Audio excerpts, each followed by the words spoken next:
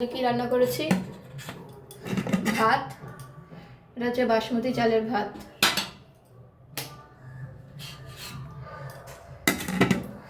করেছি হচ্ছে পালং শাকের তরকারি।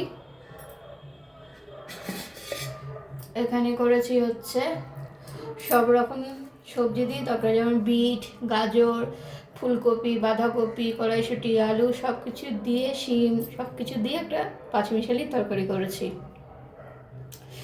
এখানে টমেটো কেটে রেখেছি, সয়াবিন করেছি,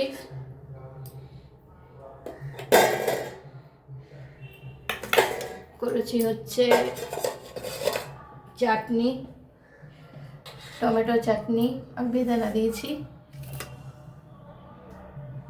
আর করেছি হচ্ছে হাঁসের ডিমের ঝোল।